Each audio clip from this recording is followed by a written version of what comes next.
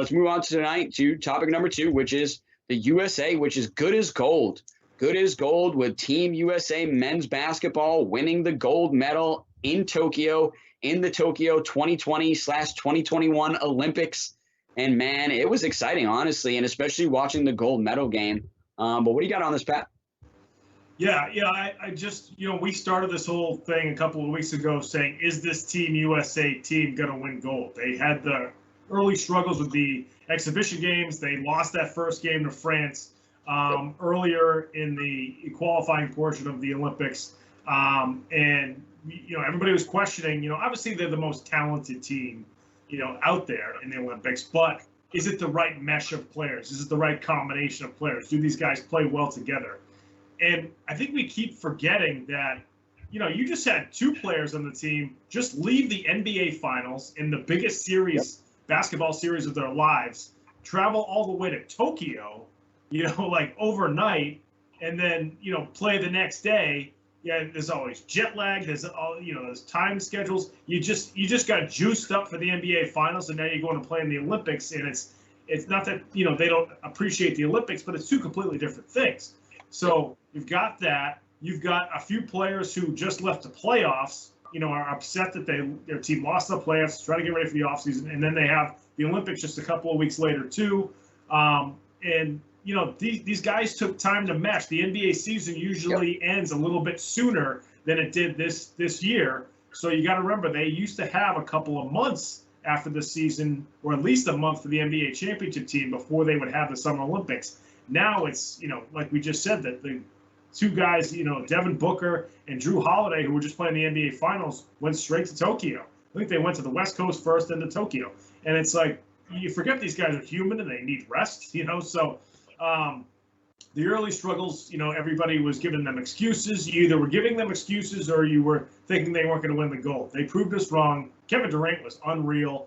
As a Celtics fan, I love the way Jason Tatum played the last probably 3 or 4 games, especially coming off the bench. He's been an elite player, both in the NBA and in college basketball. To kind of suck it up and come off the bench and still contribute, facilitate, rebound, and of course he was scoring a decent amount as well. That was awesome to see. And Drew Holiday, I love the way he plays. He just plays hard all the time. Great to see him out there, even after winning the NBA championship. So it was still an impressive feat. Never mind the fact that they are the most talented team. I still think we got to appreciate this men's team that just won the gold.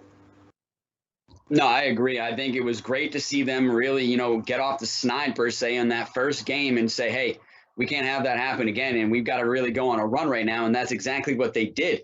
And if you go back weeks on this show, I had said, if they start slow, watch out. It's going to be a tough Olympics for them. And boy, was I wrong, because they did start slow and then they recovered. And it's cheers to them for, like you said, meshing and coming together. And like you said, we forget that many of these other teams, like a Spain, an Australia, or I would say even a France, have been playing together much longer or are playing together as a squad for years now. And granted, that French team had a lot of NBA players as well, but I can guarantee you that they had more time together than Team USA did. And so they came in, like you said, it took a lot of time for them to mesh, but boy, did they finally mesh at the right time.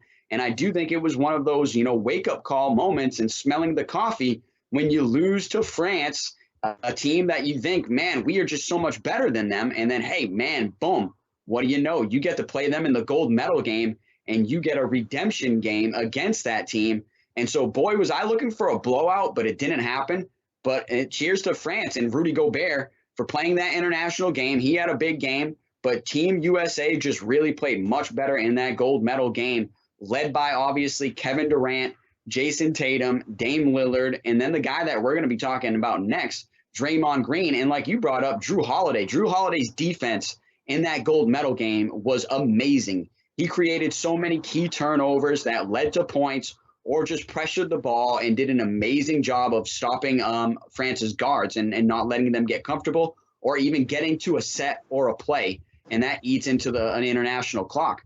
But, man, I don't know. Kevin Durant really proved that he is just the man right now and easily one of the best players in the world, proving that. Let's go back to his last 3 gold medal games, all right?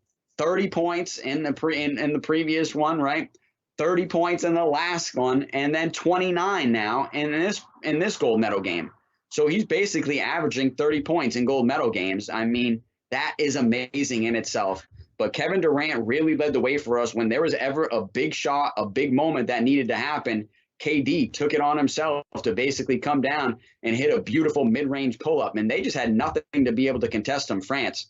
And I think it's one of those things where Kevin Durant even said himself, the USA skill is unmatched. So even though the world is catching up and the international play is catching up, eventually USA skill is going to outshine them. And that's exactly what it did in that gold medal game. And yeah, Jason Tatum played amazing. It was really good to see him come off the bench and contribute some key buckets, honestly.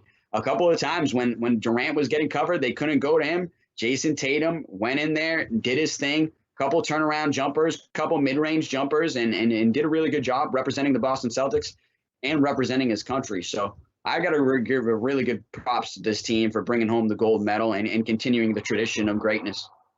No question. I think the biggest thing you mentioned, too, was that they turned it up defensively. You know, you're playing for Greg Popovich. I believe Steve Kerr was on the bench as well. Two coaches that, you know, even though they coach really good offensive teams in their heyday, they pride themselves on defense. And we saw once this team turned it up defensively, you know, their struggles offensively, there were some nights where they couldn't shoot the three, but it didn't matter because they were so good defensively. You mentioned Holiday, Bam Adebayo, Draymond Green.